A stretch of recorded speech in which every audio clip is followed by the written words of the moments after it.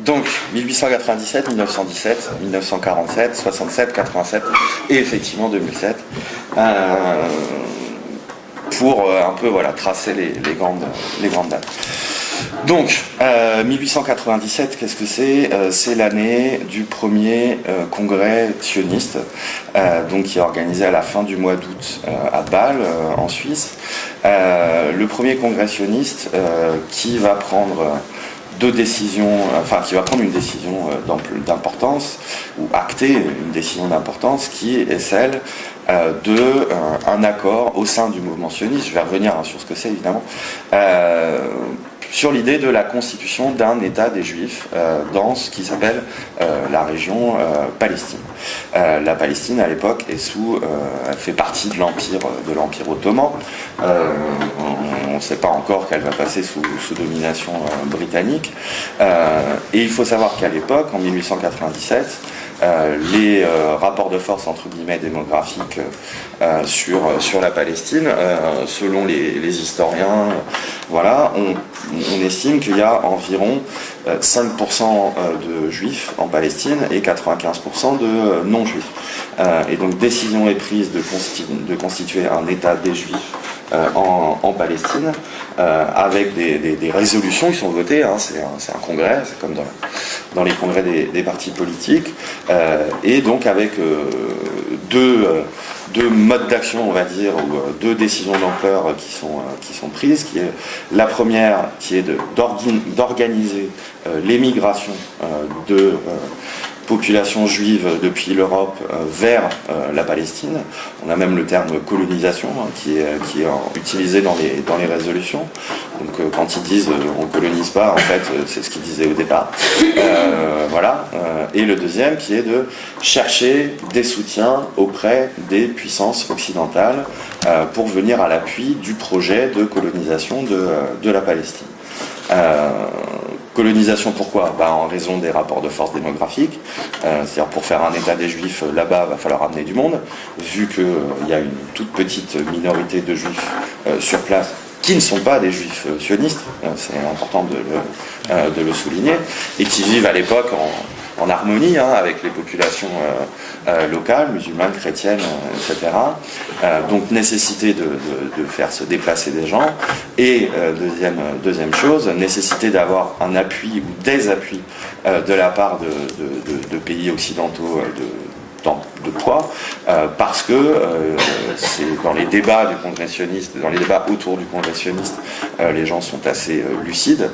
Ils savent très bien qu'une entreprise comme celle-ci ne va pas nécessairement être accueillie à bras ouverts par les populations locales. Parce que contrairement à la mythologie qui sera construite ensuite, la Palestine n'était pas une terre sans peuple. Il y avait une population qui habitait sur place depuis bien longtemps, et c'était pas non plus des Bédouins, même si j'ai rien contre les Bédouins, mais ça fait partie de la mythologie aussi, de dire les Palestiniens, la Palestine vivait au rythme du chameau, c'est ce qu'écrit Tom Segev, l'historien israélien, alors qu'à l'époque c'est une route commerciale importante, il y a des ports, il y a toutes ces choses-là, donc c'est pas une terre vide, quoi. Donc l'idée est d'organiser l'immigration et d'obtenir le soutien d'un ou plusieurs pays occidentaux.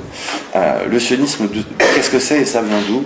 Le sionisme, c'est un mouvement politique, et j'insiste bien là-dessus, politique, c'est pas un mouvement religieux, pas du tout. Les fondateurs du mouvement sioniste sont des laïcs, de même que les principaux dirigeants dans l'histoire du mouvement sioniste seront des laïcs.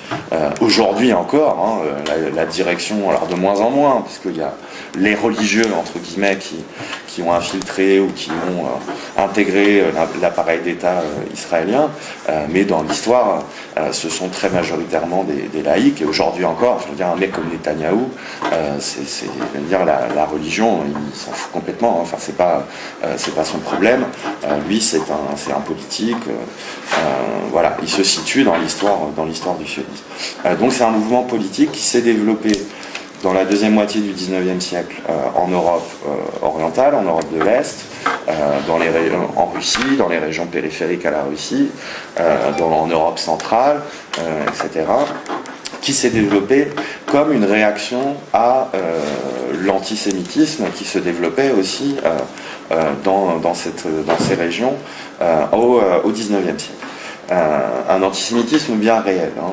C'est-à-dire on est quand même à l'époque où les pogroms sont organisés, on est à l'époque, la fin du 19e, c'est l'affaire Dreyfus en France, etc. Donc il y a un antisémitisme bien réel, et finalement, le sionisme va être une forme de réaction particulière à cet antisémitisme qui va, on va dire, déduire du développement de l'antisémitisme en Europe, notamment orientale, mais aussi en Europe de l'Ouest, qui va déduire du développement de cet antisémitisme l'impossibilité pour les populations juives de s'intégrer aux sociétés européennes.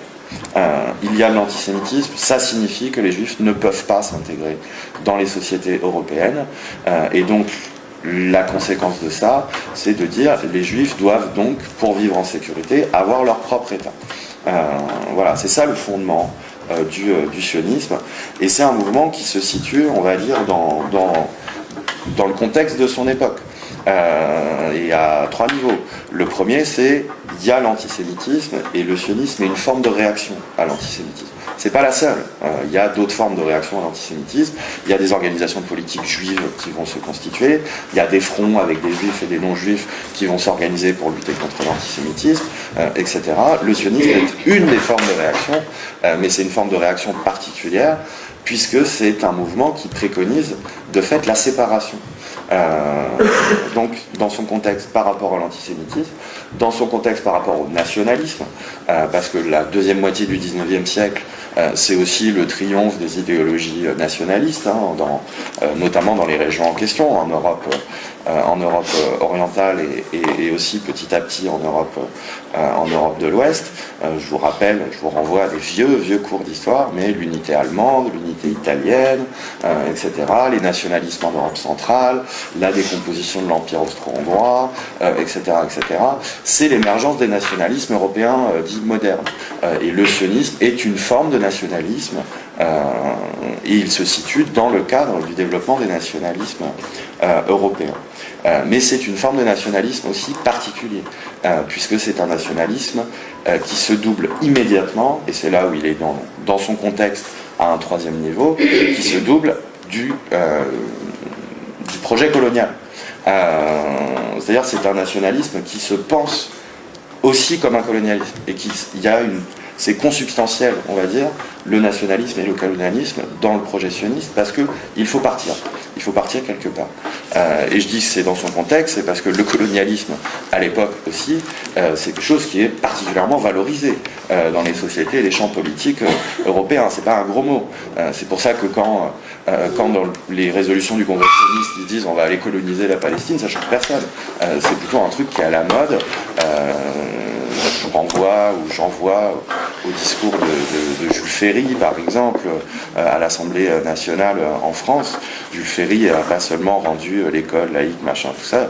Jules Ferry était un apôtre de la colonisation, expliquant le devoir des civilisations européennes d'aller civiliser, etc., etc. Donc ça se situe là-dedans.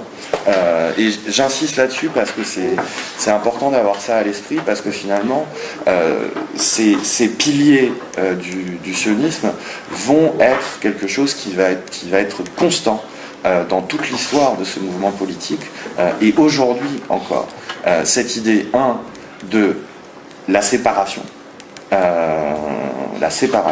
c'est-à-dire la séparation entre les juifs et les non-juifs, c'est la première chose. La deuxième chose, l'aspect nationaliste de la chose, et le troisième, l'aspect colonial. Voilà, donc ça c'est 1897, décision est prise, et donc il va y avoir la mise en place de structures pour organiser donc le départ des Juifs depuis l'Europe, avec Bon, je développe pas là-dessus parce que c'est pas essentiel ici, mais il faut bien comprendre que il y a une caractéristique de classe aussi de ce mouvement politique. C'est-à-dire que le sionisme répond à un antisémitisme bien réel, mais il répond surtout à un antisémitisme qui frappe une catégorie particulière de la population juive et qui est liée au développement politique et économique qui existe alors en Europe orientale dans la deuxième moitié du XIXe siècle. Qu'est-ce que je veux dire par là? C'est que l'Europe orientale va être modernisée économiquement par la force, par les pays d'Europe occidentale. C'est-à-dire qu'en Allemagne, en Grande-Bretagne, en France, etc., on passe assez rapidement, on passe progressivement, à ce qu'on va appeler le capitalisme industriel, les grandes entreprises, les grosses unités de production, etc. C'est à ce moment-là que ça va se développer. En Europe orientale, on reste très longtemps sur des petites unités de production. C'est beaucoup les petits commerçants, les petits marchands, etc. Et pour des raisons historiques, c'est les populations juives qui occupent ces positions sociales positions économiques dans les sociétés d'Europe orientale. Sauf que le capitalisme industriel va pénétrer de manière très brutale l'Europe orientale et va marginaliser économiquement tous ces petits marchands, petits commerçants qui n'arrivent pas à faire face au développement d'un capitalisme industriel et qui se retrouvent par centaines de milliers, par millions éjectés du système de production et qui se retrouvent sur les routes. Et qui se retrouvent sur les routes, façon de parler, c'est-à-dire ils sont éjectés du système de production et ils ont besoin de trouver un boulot, de se déplacer dans les pays dans lesquels ils ne trouvent pas de travail, et ils vont devenir rapidement une cible politique pour les régimes de ces pays-là.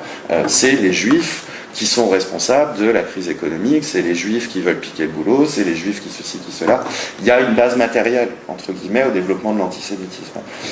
Et c'est à ces catégories de la population que le mouvement sioniste va s'adresser et qu'il va progressivement regrouper. Les leaders du mouvement sioniste sont des gens qui sont issus de ce qu'on appellerait la petite bourgeoisie intellectuelle, etc. Le nom qui est très retenu, Théodore Herzl, c'est la petite bourgeoisie intellectuelle, il était journaliste, etc.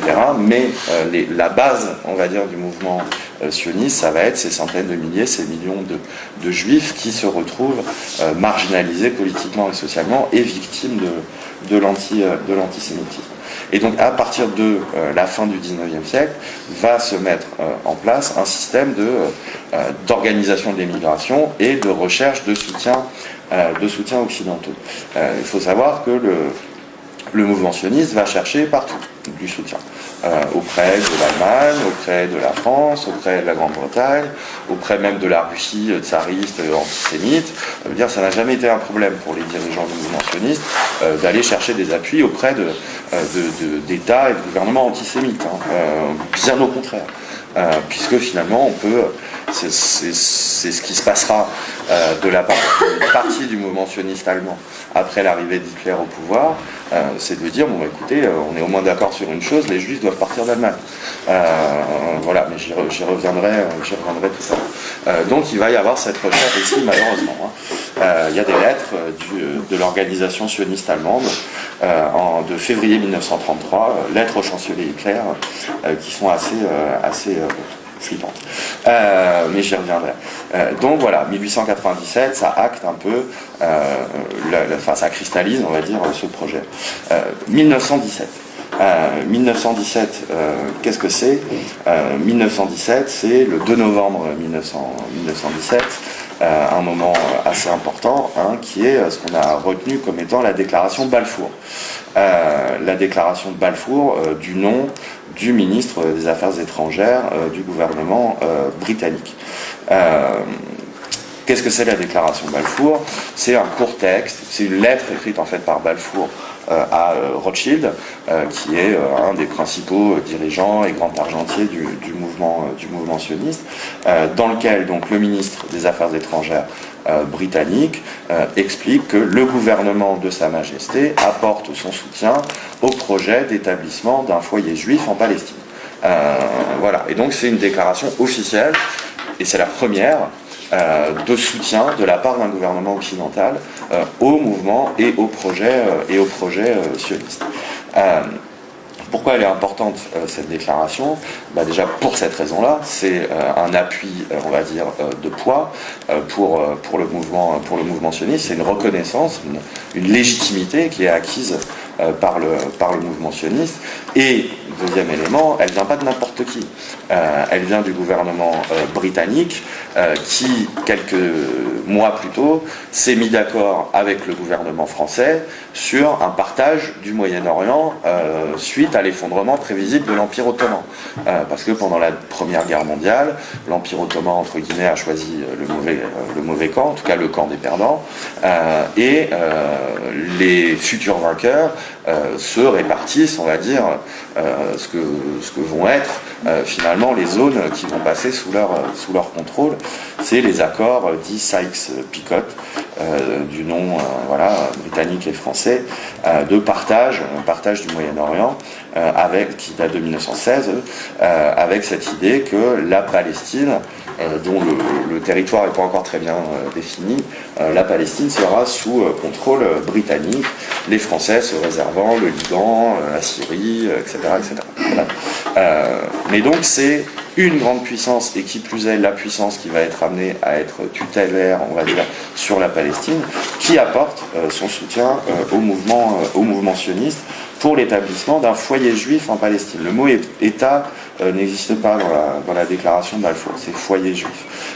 Mais c'est bien évidemment pris par la direction du mouvement sioniste comme étant un soutien au projet d'État. Et ça acte définitivement quelque chose qui jusqu'alors n'était pas forcément, on va dire, très clair et très évident pour tout le monde, que la destination sera bien la Palestine. Parce que je ne l'ai pas dit tout à l'heure, étant donné que c'est des choses qui, même au début du XXe siècle, continuent à susciter, on va dire, discussion, c'est que le projet originel du mouvement sioniste, c'est l'établissement d'un État des Juifs quelque part. La Palestine, ça vient comme étant finalement une destination choisie parmi d'autres. Dans le mouvement sioniste, on a discuté de Madagascar, on a discuté de l'Argentine, on a discuté de l'Australie, on a discuté de plein de choses. Et la Palestine a été choisie pour des raisons symboliques et aussi pour des raisons politiques, puisque c'était un petit peu compliqué d'expliquer à des pays dont on voulait le soutien, qu'on allait s'établir dans leur propre colonie. Voilà, ça c'était pas forcément évident, alors que là, on parle de quelque chose qui est à l'époque sous responsabilité ottomane. Bref, donc 1917, c'est le soutien officiel des Britanniques. Pourquoi ce soutien? Il ne faut pas se tromper. Le soutien des Britanniques au mouvement sioniste n'est pas lié à une sensibilité particulière au sort des Juifs en Europe. Ça va être une constante de la part de tous les pays qui soutiendront l'entreprise sioniste puis l'État d'Israël. Ça n'a rien à voir avec les Juifs. Ça a à voir avec ce que les pays en question estiment être leurs intérêts dans la région. C'est ce que je disais au début sur la rencontre entre le mouvement sioniste d'un côté et les intérêts des pays impérialistes de l'autre. Pour le gouvernement britannique, l'idée est assez simple, c'est d'avoir, alors ils appellent ça un foyer, mais ils ont bien compris que ça serait plus que ça, c'est d'avoir dans une région qui, on va dire, n'est pas forcément très favorable à la tutelle britannique, d'avoir un noyau qui sera un allié dans la région et un point d'appui pour d'éventuelles luttes, combats, difficultés à venir. Vous avez des textes assez drôles ou pas drôles, mais notamment un texte du gouverneur britannique de Jérusalem, je ne sais plus si c'est son titre exact, gouverneur britannique, mais bon, le représentant de la Grande-Bretagne à Jérusalem, qui au début des années 20 explique que l'État juif sera un petit Ulster loyaliste juif en plein milieu d'un océan arabe hostile. Donc qu'est-ce que c'est? Voilà, la référence à l'Ulster, donc à l'Irlande du Nord. Donc ils font référence à ça, de dire voilà, on aura comme une Irlande du Nord, loyaliste, mais juive, au milieu d'un océan arabe hostile. Donc voilà, c'est quelque chose qui est pensé très clairement, et ça fait écho à ce que dit la direction du mouvement sioniste elle-même, puisque dans l'État des Juifs, qui est le livre un peu programme, on va dire, du mouvement sioniste, écrit par Theodor Herzl en 1898, vous avez la formule qui est l'État juif sera un avant-poste de la civilisation contre la barbarie. Voilà, George Bush n'a rien inventé. Tout ça s'inscrit dans une longue histoire.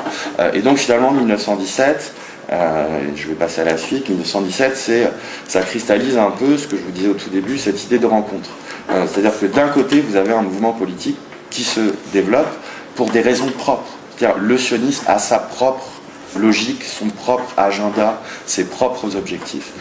Et pendant très longtemps, et 1917 c'est symbolique, mais ça va mettre du temps encore, mais pendant très longtemps, il est considéré comme, il est très marginal. Il est marginal, dans les communautés juives, on les prend pour des fous. C'est-à-dire, vous imaginez, vous vivez en Europe de l'Est et vous luttez contre l'antisémitisme et vous avez des types qui vous expliquent bien, on va chez les Arabes, on va faire notre État. Bon, ça, ils passent pour des fous.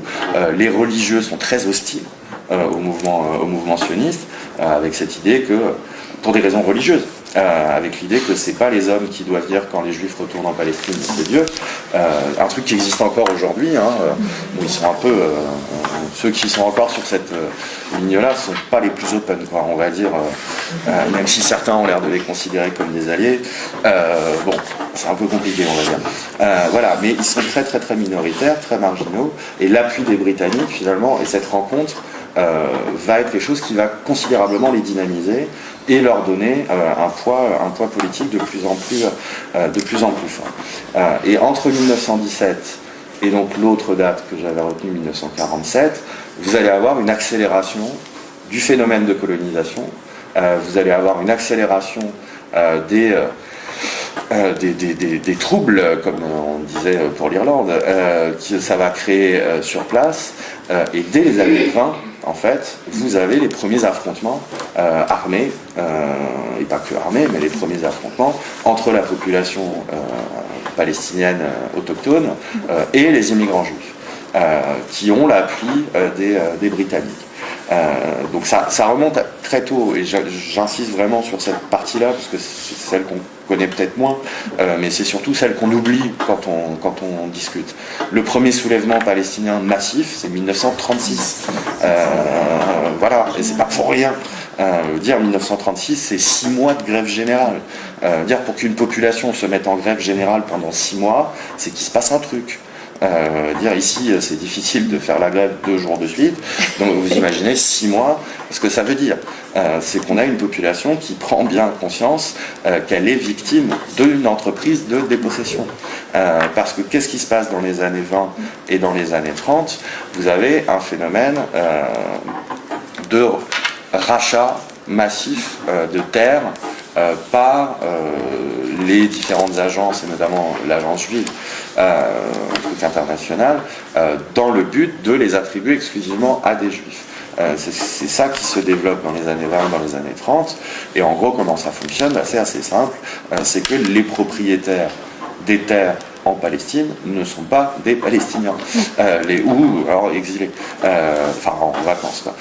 Les propriétaires des terres en Palestine sont des grands aristocrates, des grands propriétaires terriens qui vivent en Irak, qui vivent en Syrie, qui vivent dans ce qu'on appelle aujourd'hui la Jordanie, et qui finalement voient ça comme des affaires immobilières, quoi. Donc ils vendent des terres à l'agence juive ou aux immigrants juifs, sauf que le problème c'est que sur les terres il y a des gens, et que les populations locales, les populations palestiniennes qui exploitaient les terres sont confrontées au problème de la volonté des colons d'avoir des terres qui ne sont occupées que par des juifs. Donc c'est-à-dire qu'on rachète la terre aux grands propriétaires terriens, on arrive et on dit aux gens qui sont dessus, bon bah c'est fini, vous devez partir. Et les populations n'ont pas grand-chose pour répondre à ça, d'autant plus que ceci se fait sous protection militaire britannique. Voilà, donc c'est doublement, on va dire, pas évident, d'autant plus que assez rapidement la colonie sioniste s'arme elle aussi. Et donc on a des milices armées qui se développent dans les années 20 et dans les années 30. Les premiers affrontements sanglants, c'est 1929 à Hébron, avec voilà, des émeutes, des dizaines de morts, notamment chez les Juifs, hein, par ailleurs. Voilà, et le premier soulèvement massif, c'est 1936, 6 mois donc, de grève générale, et une guérilla qui va se mettre en place, et il va y avoir des affrontements jusqu'en 1939. Quoi, hein. Et donc l'écrasement du premier soulèvement de 1936 est un écrasement organisé conjointement par l'armée britannique, qui voit d'un très mauvais œil un soulèvement arabe qui pourrait faire des petits dans les régions d'à côté, quoi. On est quand même dans les débuts de ce qu'on a appelé par la suite la décolonisation, et les Palestiniens sont parmi les premiers, hein, dans les peuples déjà, dans les peuples sous tutelle coloniale à se soulever de cette façon-là, conjoint donc de l'armée britannique et des milices sionistes. Et ça, c'est quelque chose qu'il faut avoir en tête, c'est que ce soit pendant la grève ou que ce soit pendant, on va dire, la phase guérilla, affrontement armé, les colons sionistes vont jouer un rôle de supplétif de l'armée et du pouvoir britannique. C'est-à-dire en fournissant des travailleurs pour remplacer les grévistes. Voilà, c'est une vieille tradition qui existe un peu partout, mais voilà, les dockers d'Haïfa sont en grève, et ben on va casser la grève et on fournit des travailleurs juifs pour remplacer les Arabes qui sont en grève, et militairement en participant aussi à la destruction des cellules de guérilla palestiniennes. Et c'est important parce que c'est la démonstration en acte de ce qu'avait promis, on va dire, le mouvement sioniste aux Britanniques. On sera un point d'appui pour les intérêts britanniques dans la région. Et là, en l'occurrence, ils sont confrontés à un soulèvement massif de la population. Que fait le mouvement sioniste ? Il fait le choix de l'Empire britannique, ce qui est important. C'est-à-dire que quand on explique aujourd'hui, par exemple, que les Juifs qui se sont installés en Palestine, etc., l'ont fait parce que c'était leur terre et ils voulaient y vivre en harmonie avec leurs voisins, etc. À la première confrontation de libération nationale, on va dire, en 1936, ils font le choix de la puissance coloniale. Ce qui est quand même un truc assez intéressant et ce qui explique 2-3 choses dans les rapports que vont avoir ensuite les colons sionistes avec la population palestinienne locale. C'est-à-dire que quand la population palestinienne se soulève contre l'impérialisme, le mouvement sioniste fait le choix de l'impérialisme. Et se présente encore aujourd'hui comme un mouvement de libération nationale, par ailleurs, ce qui est quand même assez tordu quand on y pense.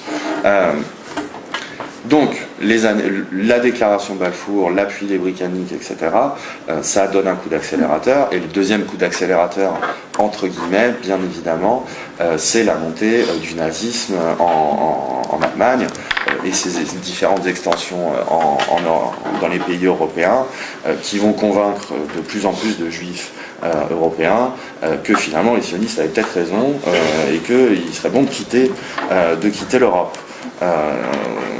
Mais sachez que dans les années 30, au moment où il y a les grandes vagues d'immigration de juifs qui quittent l'Europe, la très grande majorité d'entre eux ne va pas en Palestine.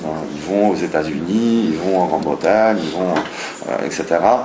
Mais c'est très minoritaire, mais ça représente quand même plusieurs dizaines de milliers de personnes, étant donné ce dont on parle. Israël, c'est grand comme la Bretagne, quoi, hein, donc il n'y a pas besoin d'énormément de gens pour remplir, voilà. Mais disons que ça va légitimer encore un peu plus le mouvement sioniste et contribuer à accélérer finalement le processus de colonisation et d'installation des populations juives en Palestine. Ce qui nous amène à la troisième date, et rassurez-vous, je vais aller plus vite après, mais je pense que c'est des choses qu'on connaît beaucoup mieux, mais ce qui nous amène à la troisième date, qui est 1947, le 29 novembre. 1947, qu'est-ce que c'est? C'est le vote de la résolution 181 des Nations Unies qui acte le partage de la Palestine entre ce qu'ils appellent un État juif et un État arabe, sachant, faut le dire tout de suite, que à l'intérieur des frontières de ce qu'ils appellent l'État juif, il y a 40% de pas juifs, quoi. Voilà. Mais c'est pas l'essentiel pour l'instant, on va dire. Comment on en arrive à ce partage?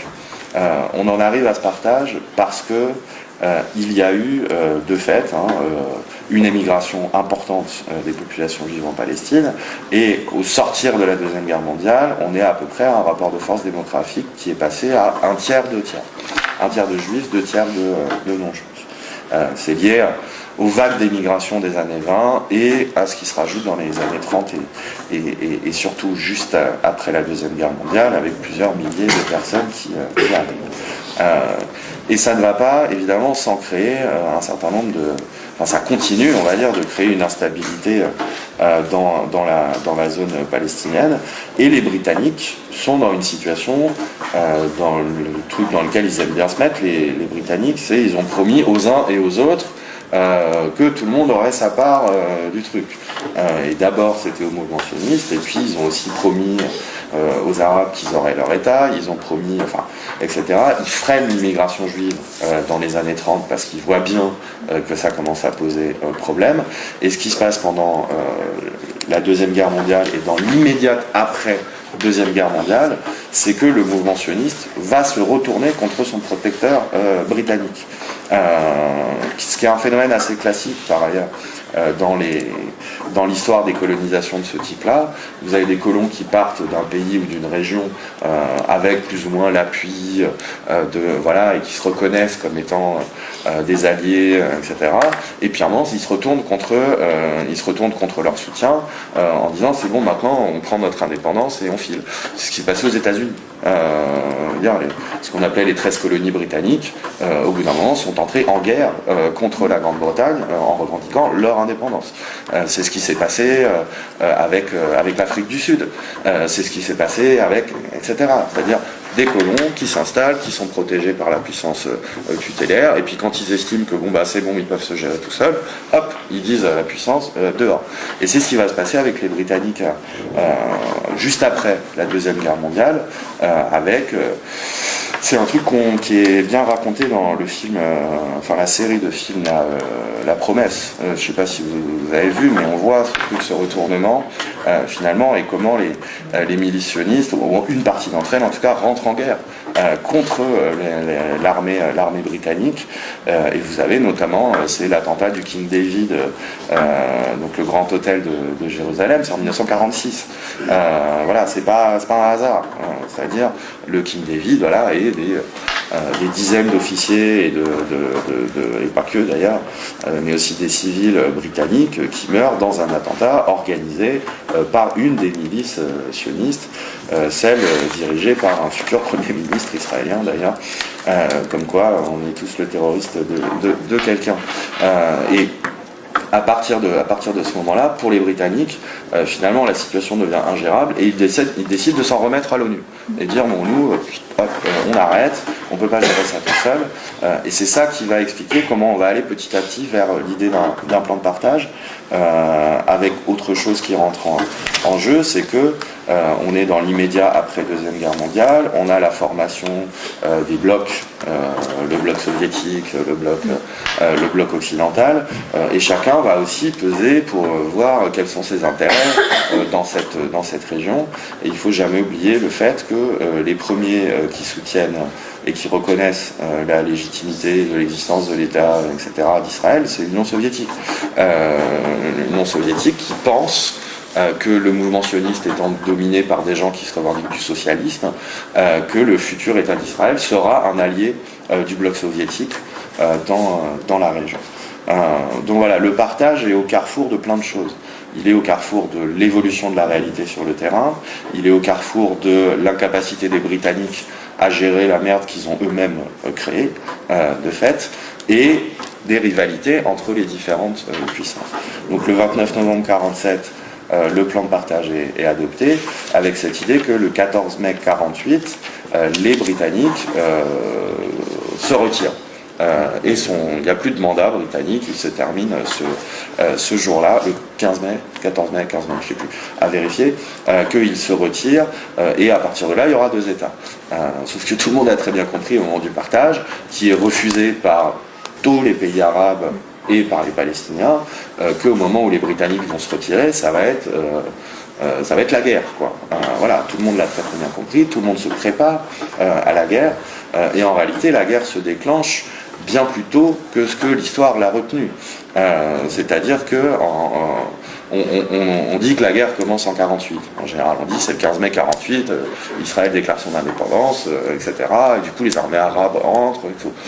Entre le 29 novembre 47 et le 14 mai 1948, il y a 400 000 Palestiniens qui sont expulsés à l'intérieur de la Palestine. 400 000 expulsions. C'est-à-dire la moitié de ceux qu'on appelle les réfugiés de 48 ont été expulsés avant le début de la guerre. Ce qui dit quelque chose aussi. Et ça fait partie de ces petites choses qu'on a tendance à oublier, ou que certains voudraient nous faire oublier. C'est que les réfugiés palestiniens de 1948 ne sont pas des dommages collatéraux d'une guerre entre Israël et les États arabes. Les réfugiés palestiniens de 1948 sont des gens qui ont été expulsés par les milices sionistes, puis l'armée israélienne à partir de 1948, puisque ça devient un État, qui ont été expulsés dans le cadre d'un plan d'épuration ethnique. C'est-à-dire qu'à partir du moment où le partage est voté en novembre 1947, pour la direction du mouvement sioniste, ça signifie que l'idée d'un État juif est légitimée et reconnue à l'échelle internationale, et que maintenant, il faut se donner les moyens que l'État juif soit sur le plus grand territoire possible. Voilà. Sauf qu'il rentre à ce moment-là dans la contradiction dans laquelle on est toujours aujourd'hui, qui est que si tu veux étendre tes frontières tout en étant un État juif, tu as deux solutions. Soit tu expulses les non-juifs, soit tu gardes les non-juifs à l'intérieur, mais ils n'ont pas de droit. Voilà, tout simplement. À partir du moment où le territoire n'est pas vide, si tu l'étends, et tu as un problème. Si tu veux faire un État des Juifs. Donc, entre 1947 et 1949, ce qui est choisi, entre guillemets, c'est l'expulsion. Et donc, ils expulsent, et donc ils étendent leur territoire petit à petit en expulsant les non-juifs de ce territoire. La guerre est déclenchée en mai 1948. Elle se termine officiellement au début de l'année 1949 avec des traités avec la Jordanie, l'Égypte, etc. Ce qui se passe entre 1947 et 1949, c'est quoi? C'est que, le nouvel État, donc l'État d'Israël, à qui on avait attribué 55% à peu près de la Palestine, s'étend sur 78% de la Palestine. Donc il a augmenté assez considérablement ses frontières par rapport à ce qui lui avait été attribué par l'ONU. Et dans le même temps, il expulse 800 000. À peu près, peut-être 900 000, c'est pas évident à savoir, mais il expulse 80% de la population palestinienne qui réside dans ces 78% de territoire. Et donc au terme de la guerre de 48-49, les Palestiniens, mais c'est pas les Palestiniens en fait, se retrouvent avec 22% de ce qu'était la Palestine.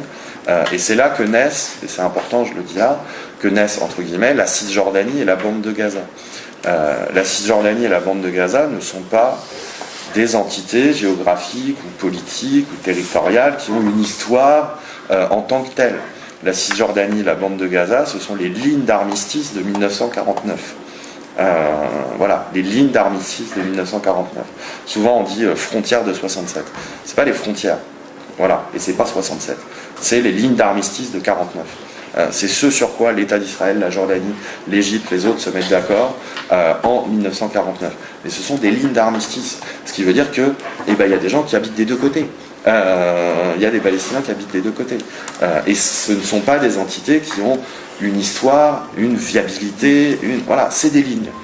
C'est des lignes, ça crée des zones, et un truc comme la bande de Gaza, par exemple. Les gens se demandent aujourd'hui, mais la bande de Gaza, mais c'est pas viable, etc. Bah oui, c'est des lignes d'armistice, et dedans, il n'y a que des réfugiés. La bande de Gaza, ça existe comme produit d'une guerre. Ça n'existe pas comme histoire d'un peuple. Voilà, qui serait le peuple de Gaza, quoi. Non, c'est le produit d'une guerre. Et c'est on va dire, le lieu où se retrouve toute une partie de ceux qui ont perdu la guerre. Voilà, on ne comprend pas Gaza si on n'a pas ça à l'esprit. Et donc, voilà, 1947 se termine, entre guillemets, le cycle de 47 se termine par 49, avec cette guerre, ces lignes d'armistice, et une Cisjordanie qui est annexée par la Jordanie, et une bande de Gaza qui est administrée par l'Égypte. Et donc, bon, mais ça, on y reviendra cet après-midi, vous n'avez pas d'entité palestinienne autonome après la guerre de 1949. La Cisjordanie, c'est la Jordanie, et Gaza, c'est sous responsabilité égyptienne. Ils vont tolérer 2-3 trucs, mais ça sera pour cet après-midi sur le mouvement national. Donc 1947, c'est une date importante, puisque c'est la création de fait et l'établissement de l'État des Juifs, un établissement qui n'est rendu possible que par l'expulsion. L'État d'Israël n'aurait pas pu exister comme État des Juifs sur 78% de la Palestine s'il n'avait pas expulsé 800 000 personnes. C'est important d'avoir ça en tête, parce que quand on discute aujourd'hui de comment on pourrait régler le conflit, machin, mais vous remettez en question la légitimité de l'État d'Israël. Le problème n'est pas de remettre en question la légitimité de l'État d'Israël.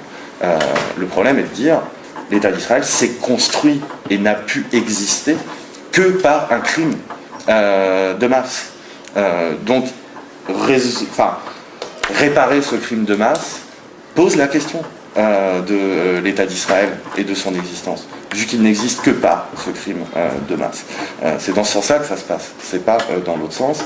Et s'il y a des réfugiés, et je finis avec 47 là-dessus, ça fait partie aussi des arguments, entre guillemets, à toujours avoir à l'esprit.